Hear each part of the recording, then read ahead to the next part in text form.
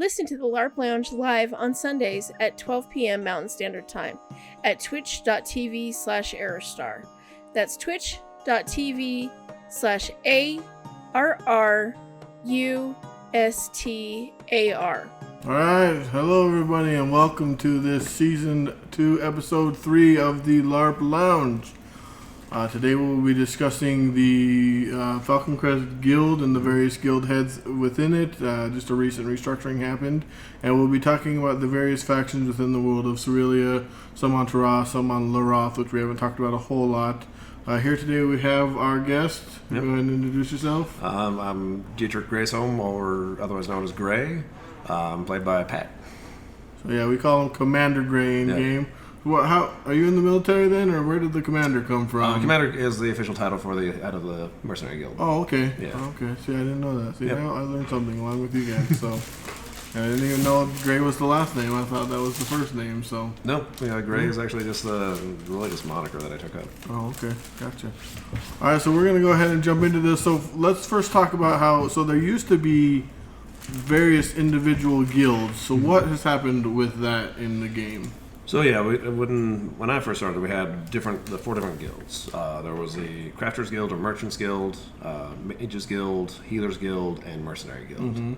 And then people would tend to kind of gravitate towards whatever guild made the most sense for them. So if I'm primarily focused on crafting items, I'm going to join the Merchants Guild. If I'm primarily a caster, I'm going to join the Mages Guild. And Mercenaries Guild tend to get a lot of fighters and adventurers, just whoever wanted to go out and make some coin, fighting. And so one of the big problems that I ran into a lot of the times is when if there was a job that came to us, I would have to kind of struggle to find other people to fill roles. Like I might have 3 of my mercenary members, but not one of them is a healer. I'd probably have to go to the guild mistress at the time and say, hey, do you have any healers that want to make some money? Now is just so what we've changed, kind of what you're alluding to, was we've kind of brought them all under one house. We all share a pool of money and resources. And as well, at no point do I have to say, hey, Mercenary Guild, I have a job. It's just, hey, I have a job for the guild. Who is interested in coming along. Okay. And, if we do need things, we can go to one of our members of the crafting chapter, so to speak. If I feel I need some magical backup, I can just be like, hey, I might talk to the other guild head, Camilla. She's head of the mages section of the guild, and say, hey, I need some magical backup for this job that we have going. So we still have the four heads. It's myself, Camilla for the mages. We currently don't have a Healers Guild head. Yeah. That was vacated recently by Isabella when she was forced into retirement, sadly. Yeah. And then we have Valeron as the Crafters Guild or Merchants Guild head. Okay. Because the title is the Alderman. So yeah, we kind of brought them all under one roof. And so the thing I like about it is that we have Valeron handling most of the money and the resources. And he's very good at getting those out to people. He's been really good about that, I've noticed. He had to be a couple Restore Spirit Scrolls last time, and I was able to hand those out to 2 of my mercenary people and say, like, here, I trust you guys to use this at appropriate times, make sure it gets done. Yeah. If this rots in your pocket, I'll be very disappointed. That's why you don't give them to me, because they'll rot in my pocket. Because I forget I have stuff like that. I worry about Force that all the Restore, though, is a little different. That one, especially not this week, because this week was a fireside, but last week was pretty brutal. And there were some opportunities where I could have used it, but I did end up using my Lay on Hands, which is something I rarely use, because I rarely need it. But most of the time, by that time, all the healers were all like, I've got nothing left. I'm like, all right, I'll do it then. It was rough. It was really rough. It was way rough. But, so, did you want to go into the guild anymore, or? I mean, that kind of covers it. We talked about the different heads. Yeah. So Camilla's a recent addition too, right? Yeah, she was recently made guild head probably just a few months ago. Yeah. As the head of the Mages Guild. Prior to that, she was in the mercenary chapter with me, and was kind of serving as my quartermaster. But yeah, I mean, I couldn't be prouder of her. She worked really hard, and she's an excellent fit. She herself is a wizard of the Roman Guard, which is kind of another organization. Unfortunately, I don't know too much about that one, but I don't think very many people do, and I think that's how they want it. But I'm not so sure. But regardless, she recently stepped into the Mages Guild head position.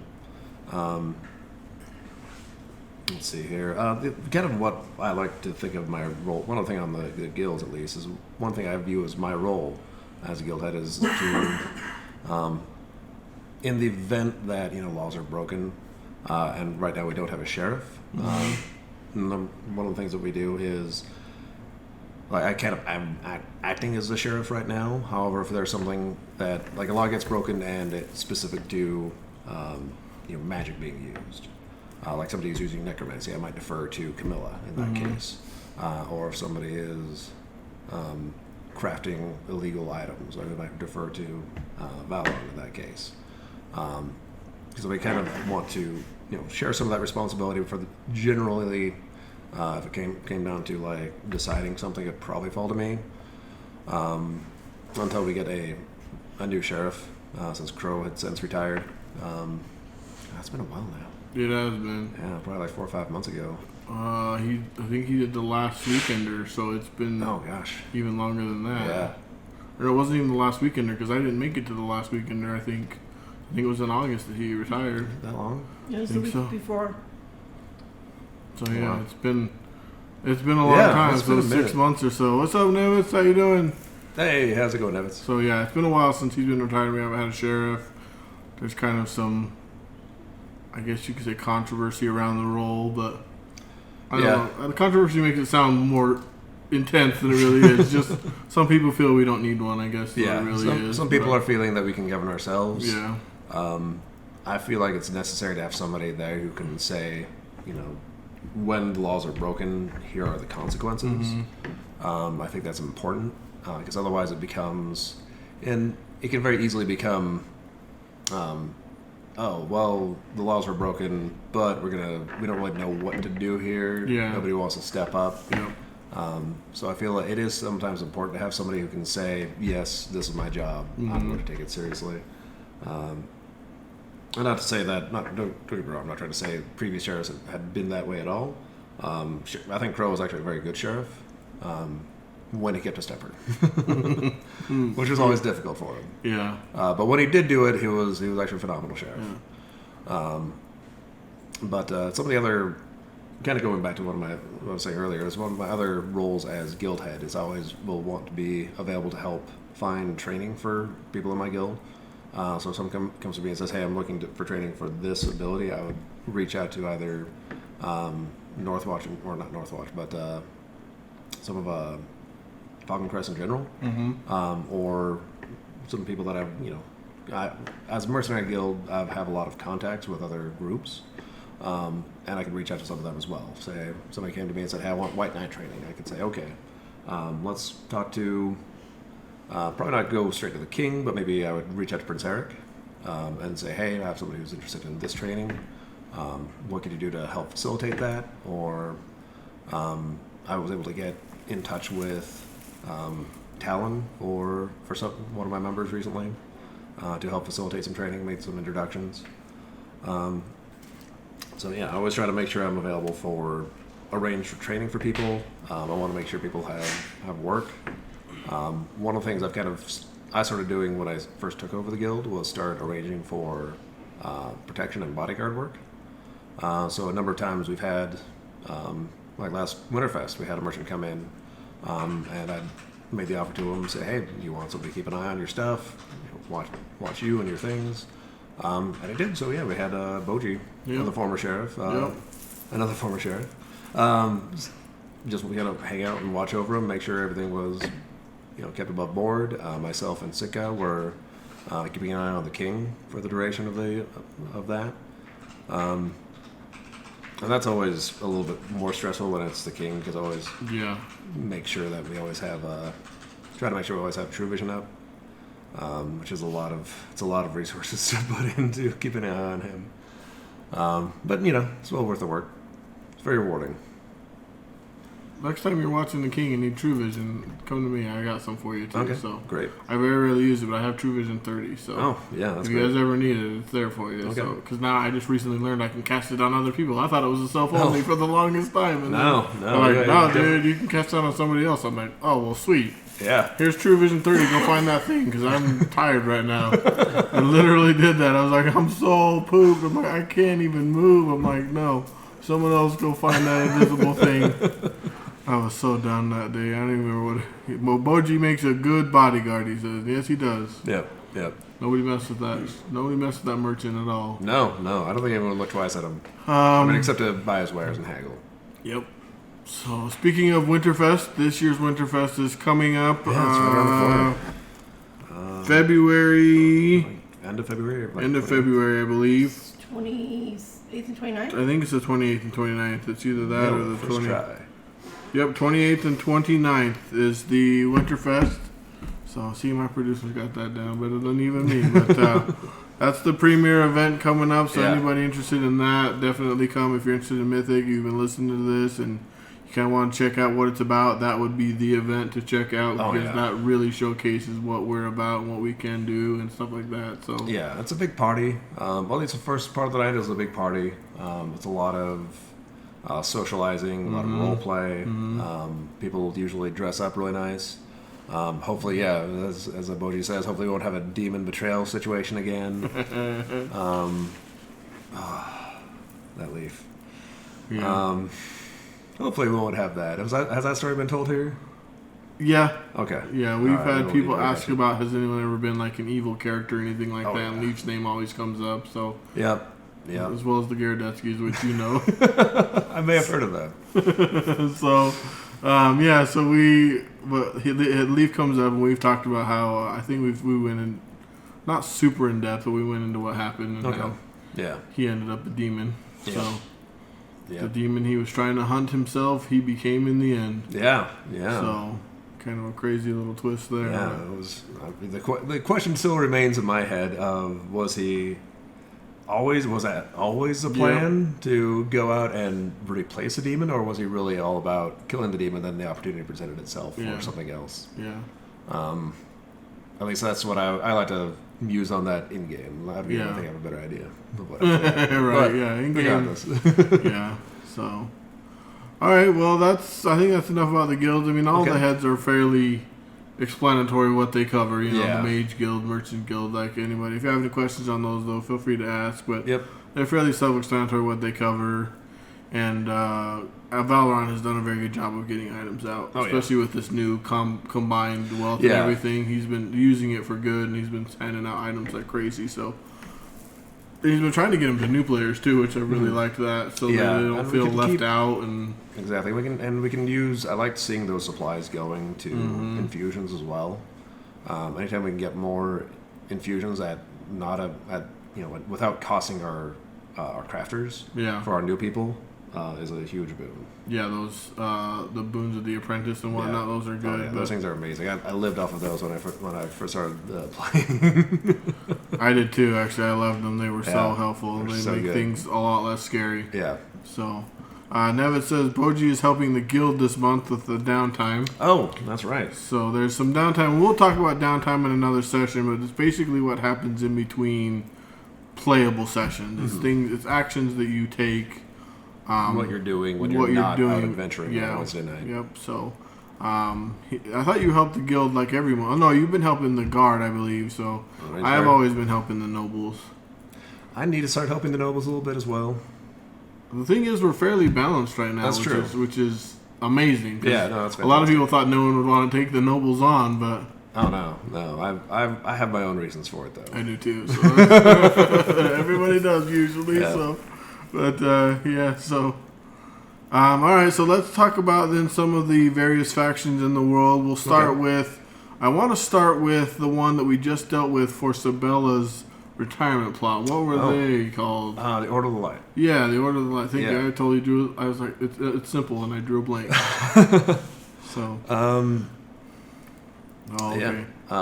So the Order of the Light... was a organization of healers. They largely primarily wore white. and they are headed up by a gentleman by the name of Master Goodhearth. And he was so for the longest time we were all convinced that he was very altruistic, very good, doing all sorts of great stuff. Sabella was working a lot with him, doing a lot of healing, offering at no charge to people. When the whole calamity happened with the Bay of Hope, where a lot of barbarians got just basically dumped off of a ship into the bay, the Order of Light was instrumental in helping recover a lot of the survivors and bringing them back to good health. What we didn't know, however, was Master Goodhearth also had a little bit of a side gig going on, where he was not really torturing, but doing experiments on some of these barbarian survivors, and turning them into something else, and trying to. I don't remember what his end goal was precisely, but he was experimenting on people for, as he put it, the greater good. He thought he was ending their pain. Yeah. He was turning them into golems or something. Yeah. They were like mindless golems, and he's like, I'm ending their pain, ending their pain. And he genuinely thought he was doing good, but and he felt like it was for the greater good. And so that's been a huge blow, not only to the Order, but it rocked a lot of people's faith in it. And so Sabella, when she retired, ended up going and is hoping to rebuild that trust with people, and hopefully that can be done. It's a pretty big ask for people to forget about something like that, though. Yeah, what a jerk. What a jerk. What a jerk. Yeah, that's one way of putting it. The other thing to point out about the Order of Light, too, is that they were mostly pacifists. Yeah, they were largely pacifists. Yeah, I remember seeing one guy come in, it was with the Order of Light, and he actually ended up getting beat up by some random bandits, and even during that, he was worried about them hurting their hands on his face or something. Yeah, they're crazy. They take it to an extreme. Sometimes they're extremists in every group. That was a pretty extreme example. There's also as some of our studio audience here has pointed out, Timmy. Yeah. Timmy is one of the members. I think he has Greymore's sword. He had the sword of summer. Sword of Summer, okay. But he has now given that to the town for temporary use. Okay. So. But yeah, Timmy is he's very timid in everything. Very, very easily startled and frightened, but very, he has a good heart. He starts in the right place. He wants to do good, and he was actually. I know there's something more important about him, because there was an adventure we were on where we ended up kind of going to a weird kind of future. Oh yeah. Yeah, where somebody from the Avarisi clan was able to take over and start ruling Falcon Crest, and even started showing that he had the blood of Greymore. I was able to use the shield and sword of Greymore, and well, it was a very, very dark future. And I remember Timmy being there because we ended up rescuing him, and he was pretty integral to that whole scheme. So it was actually Zephram. They ended up. It was really weird because I actually kind of put together the whole plot ahead of time. I was just like, they probably could have. I was jokingly mentioned to somebody. I was like, not sort of jokingly, very black humor, that they probably have Zephram tied up in a closet somewhere, just doing blood transfusions. So Zephram apparently has some of the blood of Greymore in him as well. Oh yeah. That's how he was able to kidnap Zephram and just had him hidden somewhere, and sure enough, that's exactly what was happening. Basically, it was really it was pretty messed up. Again, kind of along almost the same lines as the Order of the Light there. But yeah, Timmy was also being captured and held in that, and I don't remember why they had him, but there's definitely something. There's a lot more to him than meets the eye. Something's definitely going on there. So Boji says Boji helps the Order of Light a lot because of their passive nature, and he says he's going to change Timmy and have him trained. Oh, okay. So. Well, that's good. I know Sabella was training him a lot as well, and I really appreciated Sabella as a healer because she was very, very aggressive. Yep. It's not a trait that a lot of people really want in a healer, but when you're fighting on the front lines, having a healer that's really willing to push beyond and get in people's faces about we need to get there so we can get this guy. Having that kind of fire behind it is really, really important. And having a very aggressive and forceful healer there to keep an eye on you feels real good. Yeah, I've actually noticed it. Like the last Wednesday that we had, I was the one who was like, "Dude, we got people down up here. We need to push. And I'm like, I didn't used to have to do this because she did it, and it's just something that you don't even realize. You just kind of take it for granted until it's gone. So yeah, that's kind of crazy. But yeah, so that pretty much covers the Order of Light. I think that pretty much covers them. Another one that we've had a lot of dealings with has been the Argent Tide. Argent Tide, yeah. So the Argent Tide are all about. I had a great quote written down in here. So I took some notes, so bear with me.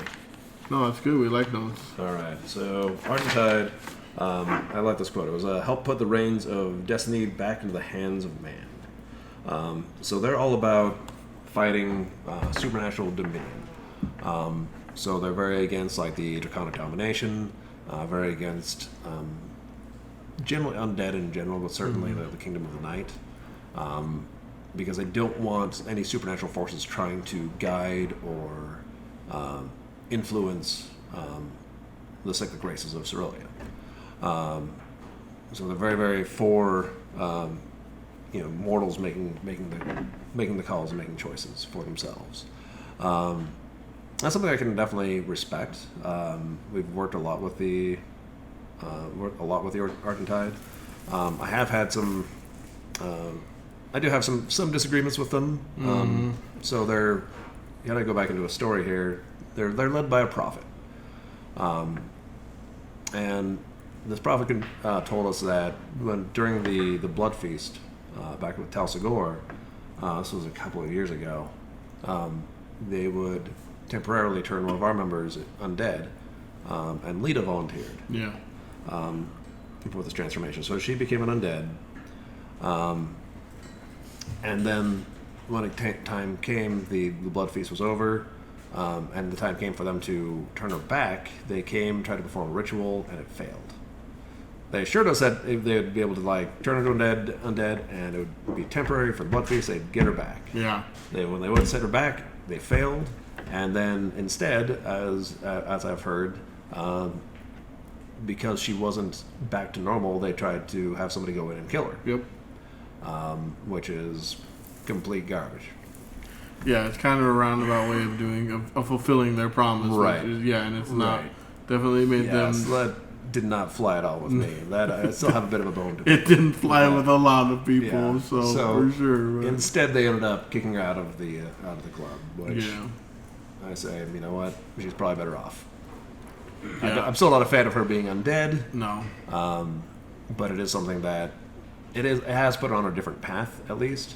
So now she's looking at becoming more of an envoy with the Kingdom of the Night, which is another organization we can maybe we'll chat about some point. Yeah, for sure. But I don't have a very good impression of the Argent Tide either. So far, all but one of the members I have met have been extremely bigoted, and it was glad to meet the one finally that was normal. And I was like, okay, they're not as the Divas was like, what? Why do you think that? I'm like, because that's all I've known. Yeah. And so it was kind of nice to finally know something different about them. They're very, I mean, I don't want to call them bigots, but they are very passionate about their beliefs. They're not zealots. They're not going to, try to wipe out all undead or anything like that.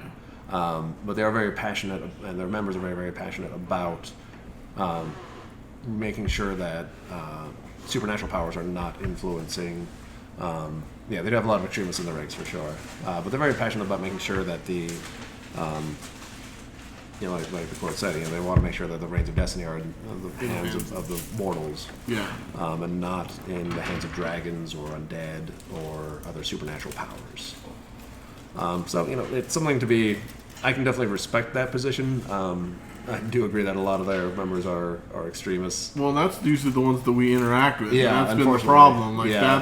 That's the only thing I've seen of them, because I wasn't here when they were helping out with that war. Yeah. So I wasn't here for that. So they were. I didn't get to see all. I only helpful. hear about that. Yeah, they've been hugely helpful in like the Pale War. Yeah, they're a big part of that. And Caspian is one of their higher ups. And he's actually one of the good ones that we haven't really had too many.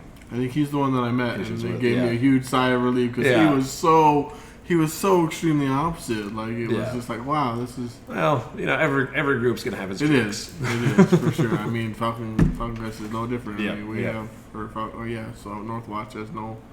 We've got our own extremes as well, Yeah, so absolutely. you're gonna have them in every group. Absolutely. So, for sure, but. Since we mentioned the Pale Wars, I know there was an organization that helped us during then gain power and then refused to give that power up, and have kind of been wiped out because of that. Yeah, the Starfall Initiative. Starfall Initiative. I have not thought about them for a long time. So the Starfall Initiative, they were a little bit before my time. But yeah, they were very quick. They were specifically designed in case the Pale Ones ever returned. So when the Pale War happened, a lot of the organizations adopted what's called the Starfall Initiative, which gave this organization a lot of a whole lot of power. Fair, to Boji. But the Starfall Initiative had a lot of power. But when the war ended, they refused to set aside that power. Yeah. They're basically giving carte blanche power to go and do what they needed to do, and not surprisingly, a lot of it got abused. Mm-hmm.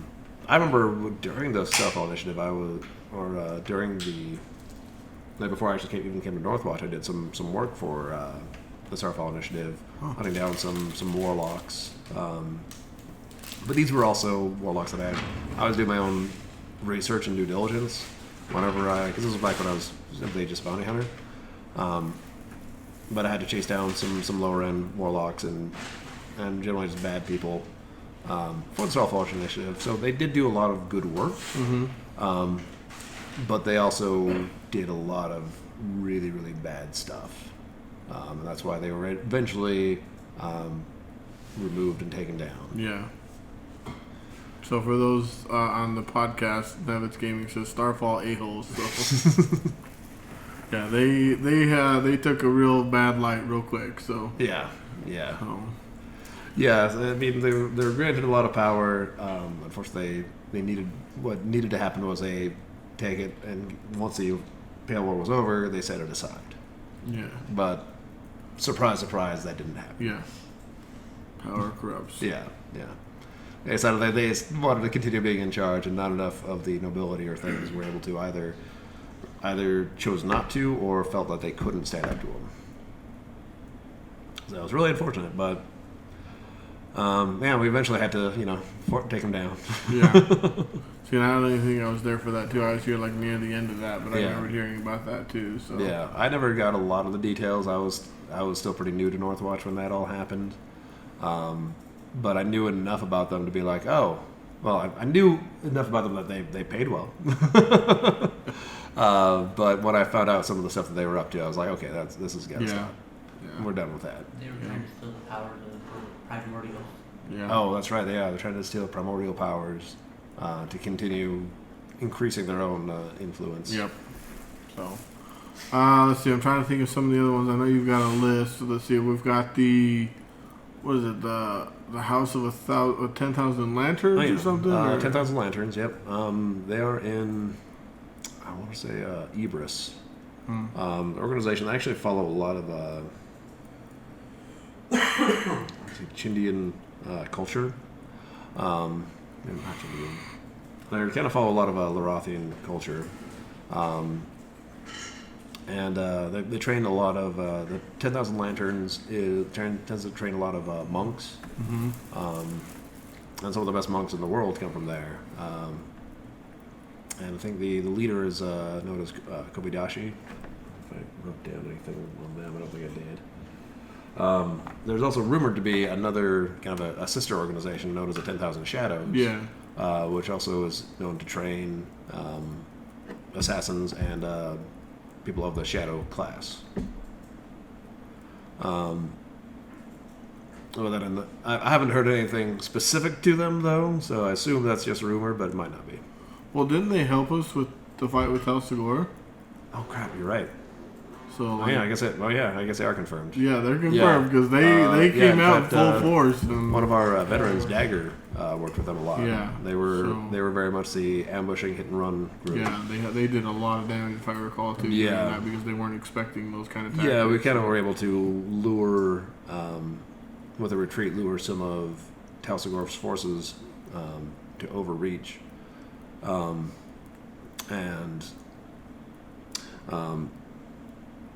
when they overreached, the 10,000 Shadows were able to jump out and ambush them. Yeah, cut them off and out just a lot of their, take out a lot of their power.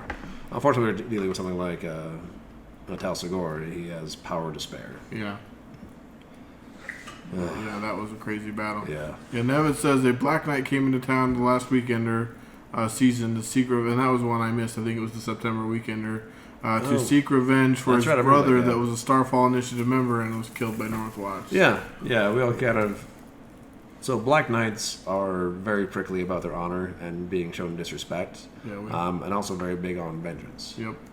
In fact, a lot of them will kind of... If you've been wronged, you can petition many different Black Knight organizations and say, hey, I was wronged in this way. I want you guys to go and take vengeance for me.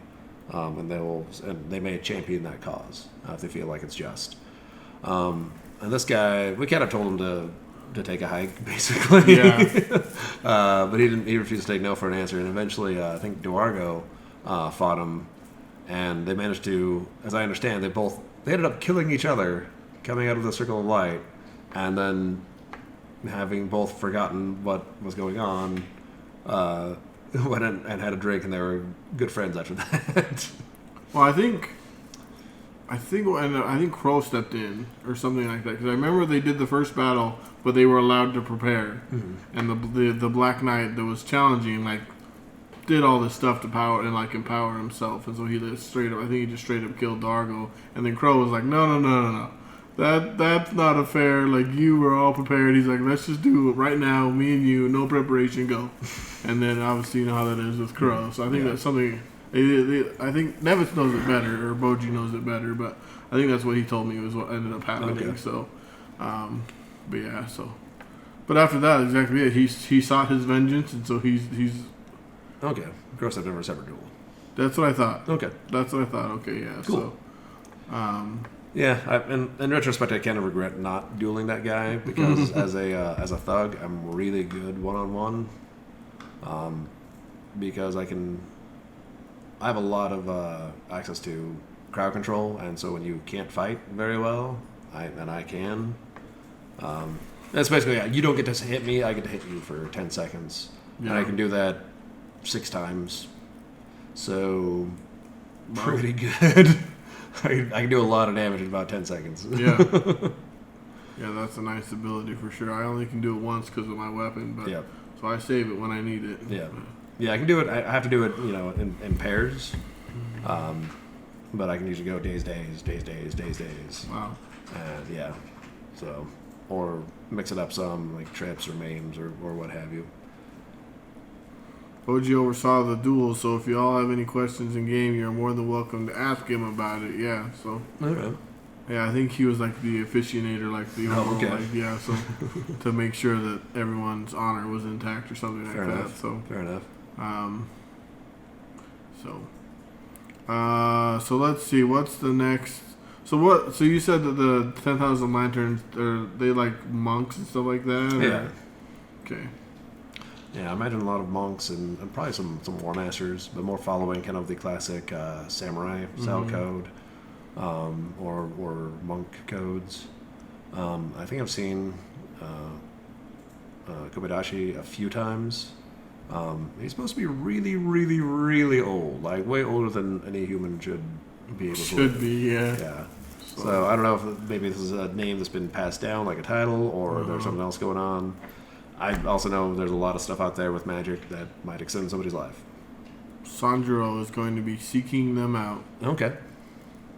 Well, if you join the Mercenary Guild, I'll point you in the right direction. Yeah, it's one of our Bromerai characters that we... Have you met the Bromerai? I don't think so. Yeah, we usually play... I feel like you have. I may have. That's when all three of us came in with our samurai-like characters. Okay. I know I've seen Nevitz do it. Yeah, he's done it a little bit longer than Yeah. us for sure, but I feel like we've met though. It was like 2 years ago though. Yeah. 2 years ago, weekender with the. What are they? With the Mareg, The when they Mareg. were trying to attack I haven't done the anything tavern with the directly. Mareg. So you weren't in Laroth at No. all. So No. then we maybe I've largely avoided Laroth. yeah. Oh, that is one. Since you bring up Laroth, that is actually one interesting note about the Argent Tide is they span both Laroth and Teroth, so they're in both the continents. Boji says I may play this upcoming Wednesday event Okay. as Sanjuro. Cool. That's due to his injury. Oh yeah, I hadn't heard about your injury. Yeah. He posted a little bit about it on the forums and Mythic, but Oh, he can tell you missed about that. it. But Yeah. so let's see what's next. I guess a big one too that we haven't talked about yet is the Ashen Cloth. Ashen Cloth. Well, before we get into the Ashen Cloth, actually, we should probably talk about the. There's a Druidic order as well, and they The tie in Arcadian together. Grove? Arcadian Grove, exactly. So the Arcadian Grove is an organization of druids, led by Oliver, the true voice of the trees. I think I'm saying that right. But they're an organization of like druids and rangers and that like they all follow the code of the Earthwalker. Well, the Arcadian Grove was attacked by this group of demons, and these demons were actually led in by this mercenary band. Oof, that sounds real painful there, Bodhi. Yeah. Anyway, so they're a lot of these demons were led in by mistakes made by a mercenary band, and so the Arcadian Grove was attacked and largely damaged and really hurt by this attack by this demon. So a lot of the former mercenaries of that band were like, well, we want to make things right. We weren't down for this. This is not what we signed on for. And so with a ritual done by the druids, they were sent to the abyss to hunt down this demon lord, to kind of to stop any further incursions or attacks. And so part of this incursion into the abyss, and part of the ritual was they kind of had funeral rites for these adventurers that went in. They're all given an ashen funeral shroud. And so that organization kind of evolved into the Ashen Cloth. And so the Ashen Cloth is really all about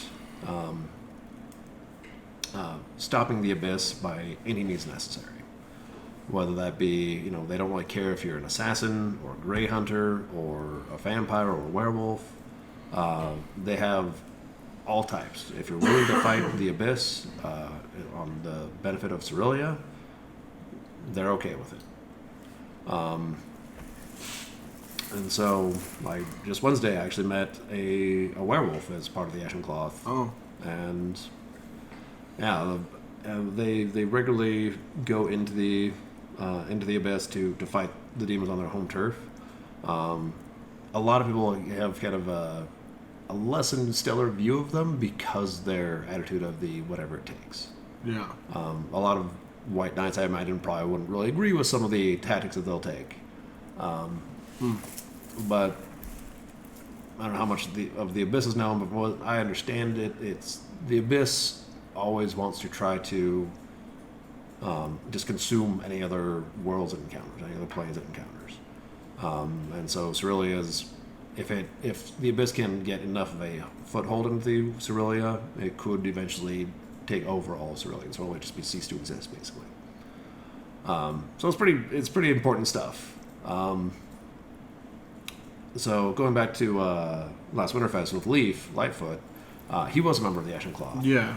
And he did a lot of work with them, and so it was really surprising when, and again, it's kind of one of the, I wasn't there for it, but as I understand it, when it came to decide, to either finish off Deimos and destroy him, or to take over his power, Leaf chose to take that power and betrayed one of the heads of the Ashen Cloth, Reshi. And killed it. So Reshi died, and Leaf instead took the place of Deimos. Now, as well, one of the things we've still learned is that Leaf is still consolidating his power and gathering Deimos' power, so there may still be a chance to stop him. So he's not going to be fully powered yet. It may still take some time. So we still have time to put a stop to that, and I mean, we probably won't be able to destroy Deimos utterly like we had the opportunity before with Leaf, but we can at least scatter his power, and then a lot of Deimos' followers will likely take up that power, but it's more, instead of all being in one big demon, it's spread out a bunch of not really lesser demons, but less powerful demons. Like, no, they're not demon lords and things. Yeah. So, did you say something about that whole thing and I totally forgot? So. Yeah. Well, the thing is that it doesn't seem like anybody's looking for Leaf or now Deimos. Like, this, it almost seems like we're letting him consolidate his power because there's other things going on. So, I disagree. There are a lot of people actually actively fighting it. Rin, the not the Circean. He's a Circean, Macmilna, and Elantari, the Elantari elf, not the cat. Okay. Rin with a W, the pirate Rin, has been doing a lot with dream magic, which coincides a lot with Deimos' power, because Deimos was the demon lord of the Nightmare Realm. So Rin, I know there are a number of people that have been yeah, the Dreamwalkers. I didn't realize that that's what they were doing. No, not so much us. Oh. That stuff terrifies me. I try to avoid that as much as I can. But Rin, Rory, oh my god, her name escapes me. Jeslyn. Yeah, Kim's character. Jeslyn. Jeslyn. They've all been actively fighting Leaf's gargoyles. Yeah, those things are scary. We actually ran into them in a session one time, and they were scary. Yeah, it was not great. I almost died. So did I. I was close. In fact, I thought I did, but then I was like, how long is the death count? They're like, 5 minutes. I'm like, okay, never mind. I got 3 more minutes. So I don't know how I thought it was 2 for both for some reason. No, it's 1 scared 5. the crap out of me. I was like, oh. So, yeah. Okay.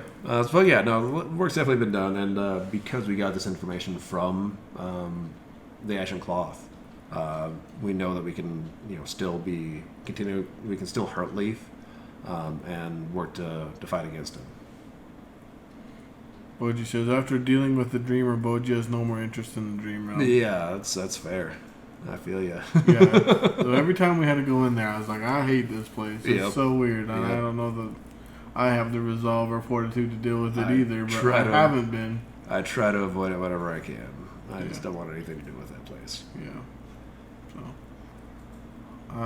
So what were some of the, I don't know all the ones you were going to talk about. I know that there's the Kingdom of the Night, which is not a whole lot of kind of a kingdom, but also a faction, and like yeah, they claim that they're not really a unified kingdom. It's more just a loose organization of very powerful undead. Mm-hmm. No one's really sure how much we believe that. Mm-hmm. But there is oftentimes see infighting. Averick Silvermoon was the vampire was in the Kingdom of the Night for a long time, but he kind of, I guess he still technically is, but he's lost a lot of his power and influence. Yeah. What was her name? The one that betrayed him? The one that we just recently killed? Yeah. I'm glad I'm not alone in this. I know exactly who you're talking about now, too. I can't think of her She name. had her candle born, and it rhymed with that somehow, or... we just talked about her last week, too, so now I can't believe I'm not... Anyway. Well, we talked about it last week, so that's good. Well, we mentioned her name, because... Kaiserin. Kaiserin, there you go. Yeah, there you go. Kaiserin, yeah. Oh, you got it. So Kaiserin basically betrayed Averick and took a lot of his territory. Mm-hmm. It does kind of sound like it is kind of very loose alliance between a bunch of very powerful undead. But they are very seldom willing to work against one another. But sometimes we can get one or two to work with us. Yeah. There was a time in the Blood Feast where we made a deal. We started making a deal with one person, and then dropped that deal for something else, and then we almost dropped a deal for somebody else. And I was just like, no, if we're agreeing to this, we're sticking with it. We can't keep flip flopping, or can't keep failing to meet our obligation, our expectations, because that's how we ended up with Kaiserin as an enemy. Yeah. Because we almost screwed over Severian, the Lich, and just told him, no, we're not going to do this thing that we promised you we would. And I was like, no, we're not doing that. It's not okay. It was very irritating to have to actually come out and say that, but yeah, it had to be said at one point. Well, yeah, because otherwise you lose all, any credibility. Yeah, any credibility. Yeah. Yeah. So. Best case scenario in that case, let's say we betrayed Severian. Best case scenario, he sits back and does nothing for us. Worst case scenario, he starts actively working with our enemies. And seeing what Severian's capable of, I do not want that. Yeah. There's Kingdom of the Night. Let me see. It's one of the other organizations. Actually, one of the interesting organizations, just in Northwatch. It's Order of the Dark Star. These are some former Ebron military veterans that came to Northwatch after having some disagreements with Ibris and the way it was being run. For the most part, they follow the code of the Nightwalker. Mm-hmm. And part of the code that they really, part of the reason they were having difficulty with Ibris was a lot of Ibris relies on abyssal power, and they view that as not having strength for yourself, but pulling strength from something else, which they felt went against the code of the Nightwalker. Well, they are still Ebron loyalists, mm-hmm. Still very much love their homeland. And they have a lot of family there as well. But they, from what I've, in talking with them a little bit, they're kind of an interesting group because they want to be there for new people as well, and make sure that people know that that's an option. If you're interested in signing on with them, you can. They can have 3 different levels of membership. So it can be kind of like a casual acquaintance up to yep, you're part of the order, you're dedicated, you're following the code of the Nightwalker.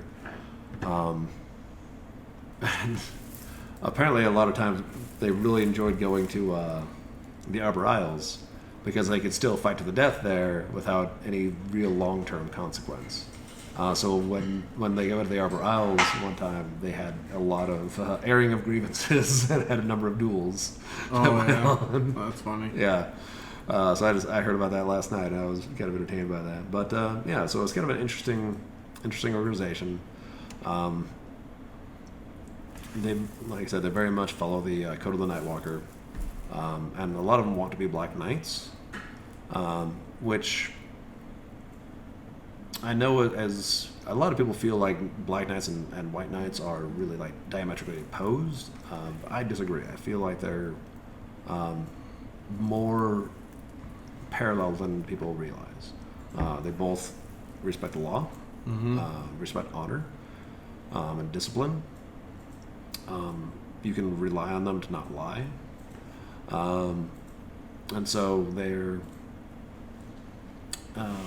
Black Knights are more about, where White Knights might be more about compassion and redemption. White Knights are more about not taking any disrespect, mm-hmm. And when disrespect is given, make sure it's returned with violence. So if you insult a Black Knight, they're probably going to turn around and try to duel you. Hence why we have the guy come in and say, like, oh, you killed my brother, I demand vengeance. Either duel you or have the authorities deal with you Yeah. usually. Because I remember we had one where he was like, well, you disrespected me and I'm a higher nobility, so now that's disrespecting the nobility, so I'm going to have you arrested. I remember that whole shebang, and that was a headache for sure. So. Yeah. So that was a while ago, though, too. That was a long sometime time last ago, year, yeah. but I remember that. So, but we talked about a little bit about the Black Knights, White Knights last week, actually going over their classes and their similarities yet differences. Yeah. So, yeah, we've done that a little bit. So, Yeah, no. So I appreciate having. I have no problem with the Black Knights being in town, especially because I know I can rely on them to follow the law and not to lie. except when it comes to necromancy. No, they still are required to follow the law of the lines that Right. they're in. Yeah. They just have, as long as they have a writ to allow them to cast necromancy. If we're in a contested area, I know, though. that's where we get a lot of. Issues. It's fine. No, it's not. Okay. Yeah. Well, we're clearly in Ebris. We're not in Ebris. So yeah, I need to make sure we're carrying like a map around. But like, no, we're here, not here. Yeah. So when we get to the borders, which is a lot of where our jobs take place, it can get really, really tricky. Yeah. Because they do rely on a lot of necromancy. Yeah. So yeah, it makes things very stressful at times. Yeah. But yeah, no, I mean, if you're new to Northwatch, I would definitely recommend either looking into them or looking into the guild. If you need a organization to kind of help out and lean on, they're both great groups. The one thing about the Dark Star Alliance is they're very militaristic. Yes. They have a wake-up time, and they enforce it. Yes. I've heard many stories about the wake-up times and what happens to those that don't get up. So I haven't heard too many stories about that, but I know that water and ice is usually involved. Yeah, we'll say Northwatch Guild. I don't have the Mercenary Guild at least does not have a strict wake-up time. I'm not very militaristic. I appreciate that we have that we are an organization of adventurers. Yeah. And adventurers are generally out in adventuring because they like their freedom rather than being in the military. Yeah. Yeah. I might have to have one of them though start doing that with me though. I have a hard time getting up. Oh yeah. Yeah, and I feel like as a warden, I need to be up there to protect my bond. So, I can come kick your tent open. Yeah. Mercenary Guild, I will happily take I've that. been talking to bounty. Valorant about it a little bit. So. Oh no, just come hire the Mercenary Guild. We'll make sure you're woken up. So, is there any others in there that we need to talk about? Or? Let's see here. I know there was one that we Sure didn't know is. much about, but Budgie will just start sitting on you. Yeah. I don't think that's going to wake him up. We want to get him out of bed, not paralyzed in bed. Let's see here. We have a few others. We can also talk about a little bit about the Lamora Outpost. Oh yeah, I do want to talk about them because we Okay. mentioned them slightly last week, but Okay. we didn't really talk about what they were. So the Lamora Outpost is very much like Northwatch. Mm-hmm. They're another organization that of adventurers. Now Northwatch apparently there's some bad blood between Lamora and Northwatch. I don't understand it. It may have been all happened before my time. No, a lot of it happened the last few months actually. So Most of the things that have been happening the last few months have been Lamora and Northwatch trying to work together to make amends. I guess it was last winter season. So it's been a Yeah. while. So Yeah, I myself have never had too much trouble with them. There are some things that I question what they might be up to, but they're very much they have where we go out and try to do the right thing for the right reason. They will do whatever they will do what they feel is right for. Even it might look bad on the surface, they claim that they're doing the right thing in the long run. So yeah, we stole from these guys so that we could make sure we're equipped to stop this bigger evil kind of thing. So they kind of try to look at the greater good thing, which is not always which can look real good on paper, but I don't think it's, when put into practice, is a lot harder to do. Boji says Boji has tried to settle things with them, even though he had no involvement in the bad blood. Yep, and we appreciate that, Boji. You did a lot of good work. Yeah, and I've tried to as well, but I apparently accidentally drove a wedge in there too myself. So anyway, yeah, me, Boji, Quinn, we've all been trying to work with Tavern to sue some ruffled feathers, and are kind of trying to work to make things a little bit better between our two towns. Yeah, we used to have like a friendly rivalry, and then for a while it really developed into some really bad blood there for a while. Yeah, and I think a lot of it happened with the Garadeskis as well. Yeah. From what I understand, at one point, apparently, Northwatch sicked a werewolf lord on them. And werewolf lords are not your standard werewolves. They need a lot more, to stop them. Like regular silver sheen or silver weapons are not going to do enough. Like they help, but it's not going to put it down.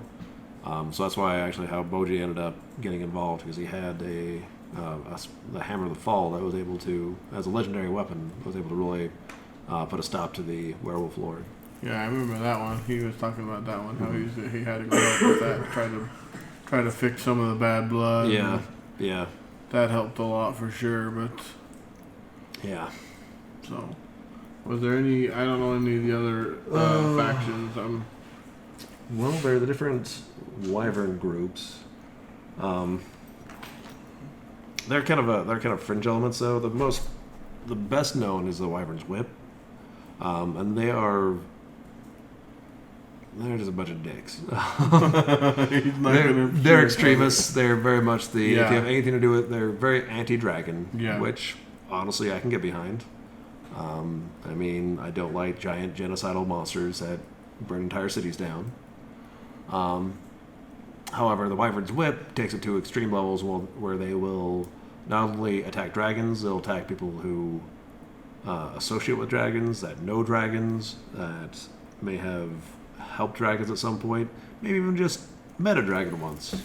Yeah. You're on the list. So they don't really discriminate between, hey, this guy happens to know a dragon and maybe doesn't want to tell you where that dragon is, and just dragons themselves. So it's a terrible organization. There are other subsets as well, such as I believe the Wyvern's Heart, which works to bring both the cyclic races and dragons together at the meeting table to try to work on differences. And then I believe it's the Wyvern's Claw that says that we don't necessarily need to stop them, but we want to have them out of our politics and out of our policies. How are we not on the Wyvern Whip list? Because I'm sure we are. If anyone's dealt with dragons, Northwatch has had to fight the Wyvern's Whip. Whip more than a few times. I know there was one where we attacked them because of something that happened, but I'm just surprised that they haven't made any moves against us. But well, I guess we're kind of. We're kind of scary, but I don't doubt that, Davis. They would hate Davis, he says. Yeah, I don't doubt. They have a lot of reason to hate a lot of people. I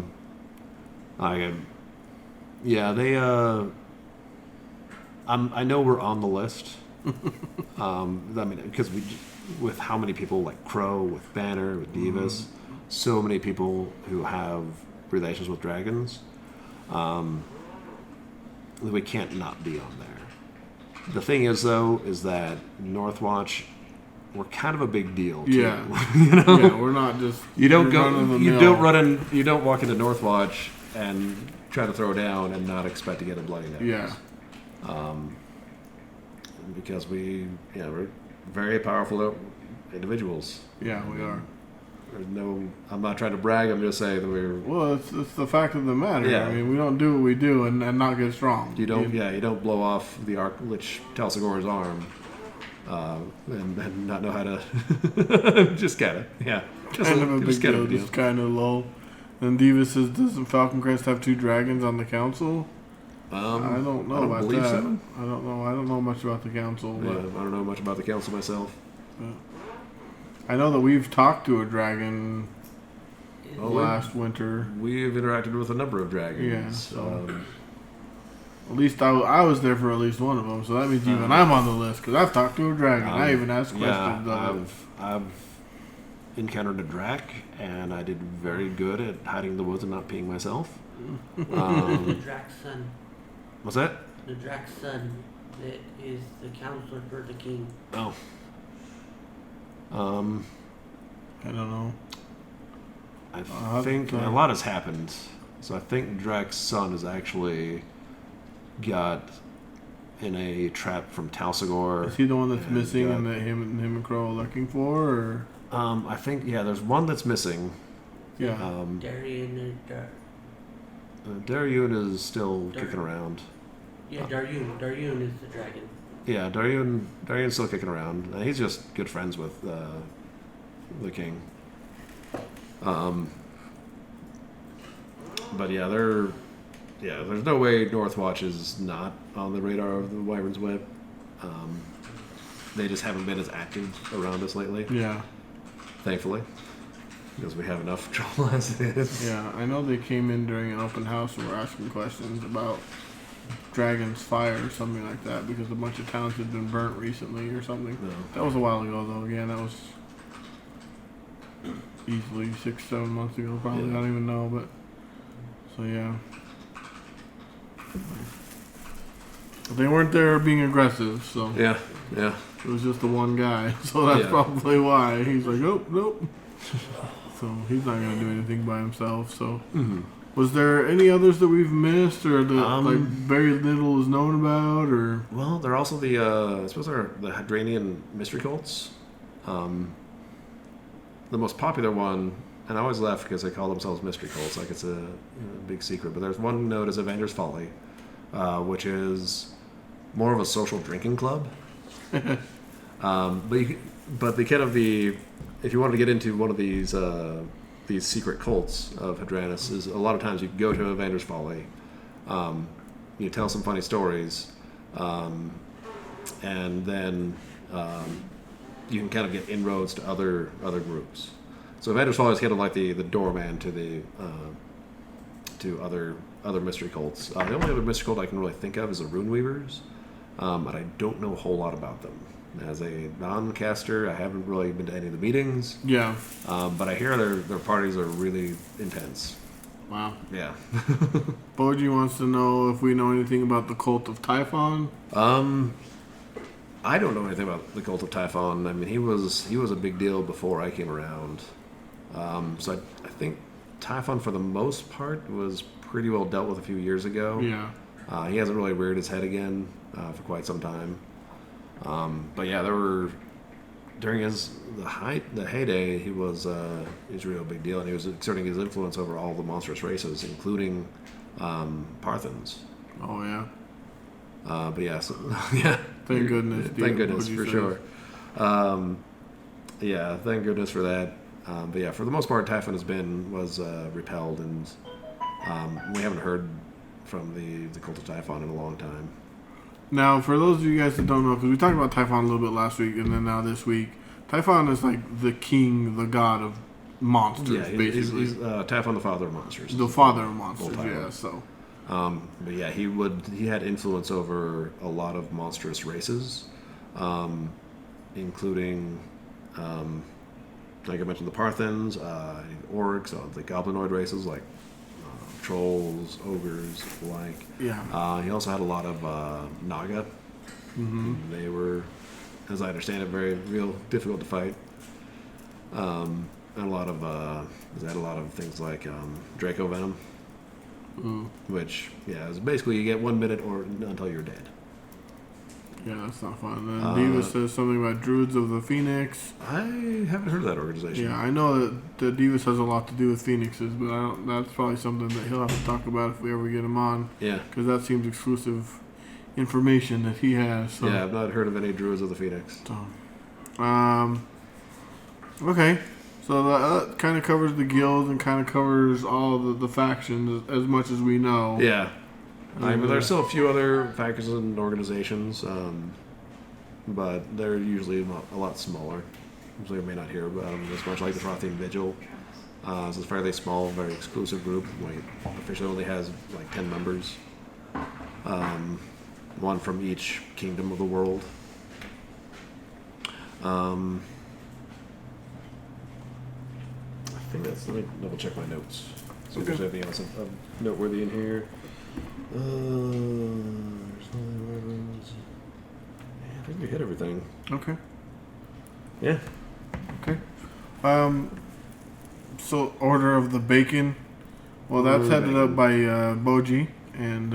Yep. And I guess I'm kind headed of up by our very own Boji Smash. And I guess I'm kind of a second in command of that. And actually, for a while there, we actually had a joke where we wanted to have bacon or like bacon jerky for any visitors to the Hall of Smash. Like literally, like, oh, welcome to the Hall of Smash. There's some bacon, but here's your bacon. Yeah, we never actually followed through with that. But yeah, well, that's too bad. Maybe we'll have to talk about it a little bit more. I'm sure my heart and cholesterol thank you for it. Yeah, for real. But he says lol, and for this it says sign me up, order the bacon. Yep. So he had magical bacon once. You can tell that story, but so I guess we're gonna take a real quick break then, and then when we come back, we're gonna talk about two of the classes. We'll talk about thugs, since that's what you are. Mm-hmm. Are you any other classes right now, or are you just the one? Okay. So we'll pick another one that we want to talk about, and then we'll probably go ahead and end there. We'll take a real quick break, and we'll come back. Sounds good. Listen to the LARP Lounge live on Sundays at 12 p.m. Mountain Standard Time at twitch.tv/Aerorstar. That's twitch.tv/ARRUSTAR. We're at Ascendance Gaming Center. So it's kind of a lounge gaming center. You can do VR, do PC gaming, general hangout spot. We have some board games. We have some retro consoles that you can play as well. What we're trying to do here is we're trying to bring back the feel of 80s arcades. You know, everyone would meet at the arcade and they'd have a good time, and that would be like the hangout spot. All the equipment's provided. We have top-of-the-line PCs. You can log into your own services via Steam or Origin. You play any of those, download your own games and play them on our computers, and you're good to go. And we have a selection of VR games, about 600 or something games available. Every Monday we have a Smash tournament, a Super Smash Bros. Melee, and then once a month they do a monthly tournament. We're also hosting a CSGO tournament now, and we're doing a Hearthstone tournament and a Beat Saber tournament. All right, everybody, welcome back. Thanks for hanging out during that break. Nevitz Gaming, real quick before we left, said can't keep bacon long enough to give it out, and that's probably the other problem that we would run into for sure. We would just eat it all before we handed it out to anybody. So the two classes we're going to talk about are Thug, which is Gray's class, one of his first class, and then we'll talk about Warlock. It was Okay. Let's talk about Warlock a little bit. Okay, so let's go over the level 1 abilities of the Thug. Yep. So, some of the first abilities you get, Thug is kind of a hybrid class, so it's Fighter and Rogue. So, as one of the first things you get is starting proficiencies of both the Fighter and Rogue talents. So, you generally will start with either a Fighter type or a Rogue type, or a Rogue archetype. And so this one will just give you whatever the other class had. So when I picked this up, I gained +1 damage with daggers. I think that's about it, really. Oh, okay. So I started out as a fighter. So yeah, I just get that sweet +1 damage with daggers. Second one is count as possessing fighter talent and rogue talent for purposes of prerequisites. So I can also purchase Waylay at the discounted cost. I don't have to pay the extra points for it. Oh, okay. The skill addition of Force Fighter and Force Rogue. So I took the 30 point version, which allows you to do it at all times. So I can swap my Force skills to either be Force Slay or Force Knockout or Force Repel. So it gives me a little bit of extra flexibility, which I really like. I think it's a lot of fun to run into when you run into different situations. Like sometimes I'm just like, Force Slay is just not going to do anything, but 2 Force Repels might change this fight. Yeah. So that's a lot of fun.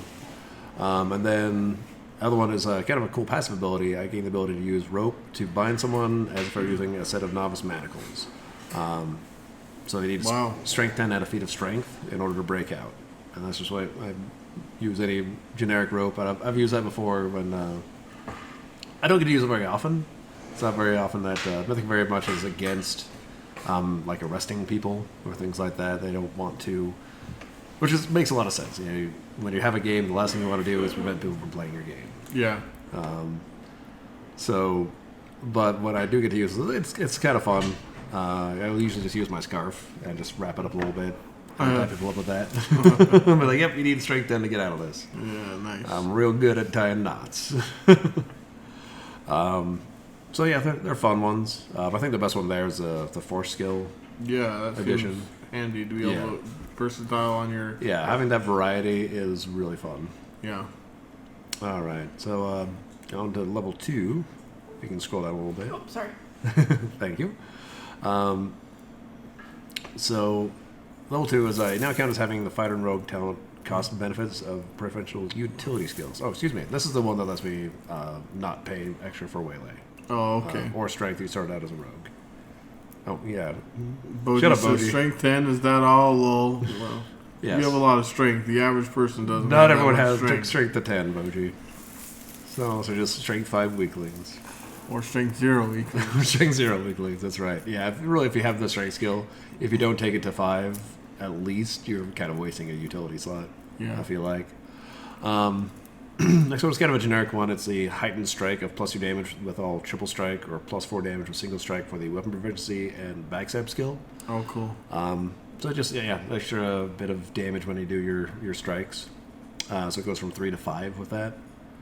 Not something that I've bothered picking up because I don't really use my weapon proficiency strikes very often. I sometimes forget that I have them. Yeah. But still kind of handy. The next one is the once daily use of the Rogue's Luck skill. Now, Rogue's Luck is the sometimes the best and sometimes the worst skill in the game. Because sometimes you'll be like, something weird will happen. I'll ask a marshal, "Hey, can I use a Rogue's Luck?" And they'll be like, "Sure. Here's 2 copper." Yep. And you found on the ground by your boot. And I'm like, "Wow, thanks. Glad I used that 8 skill points on this." Or I guess 4 skill points now. Did I get cheaper? I don't know. I'm glad I spent those 4 skill points on this. But sometimes it'll be like somebody was doing an infusion on me, and also Rin was doing an infusion on me, and Quinn put this bit of crystal on my chest from the crystalline sanctum.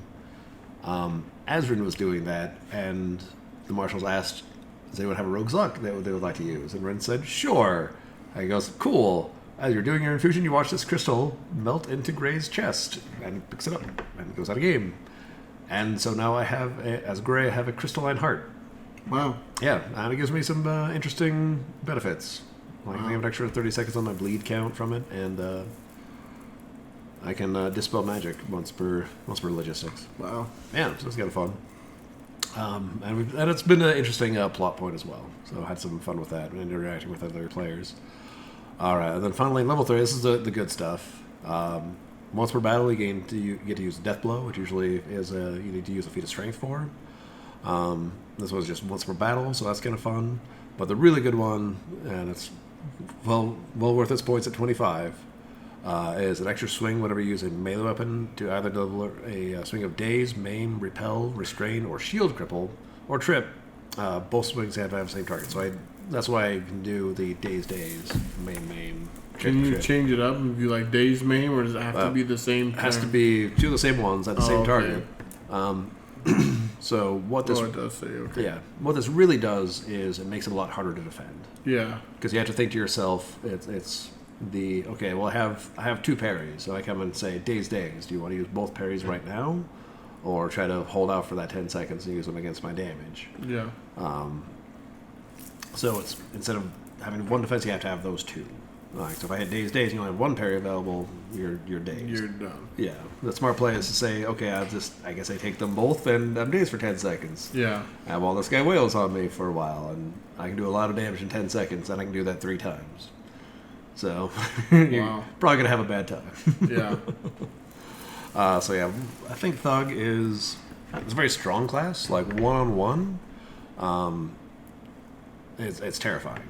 It's very, very rare when I fight things one-on-one, though. Yeah. Usually I'm facing 2 or 3 things. So if I can take something out of the fight for a few seconds, I'm happy with that. Yeah.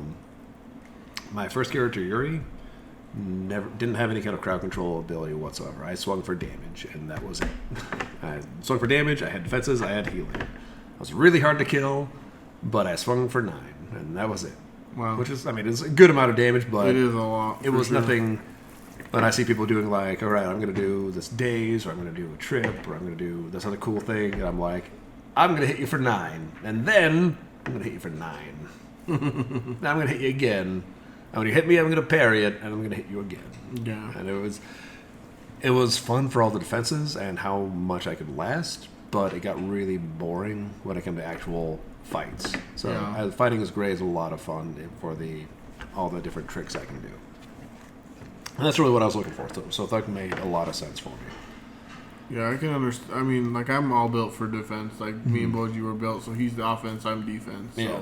I've got all the defensive skills. I only have daze because of my weapon. Like, Yeah.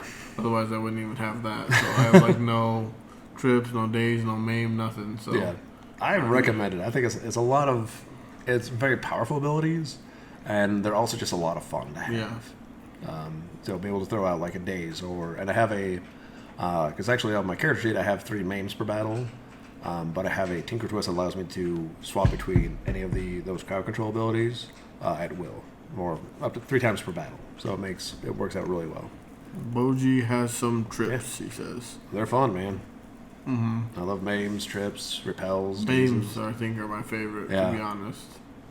We were on an event where we didn't want anyone to stray too far, so somebody next to me got feared, so I just tripped them.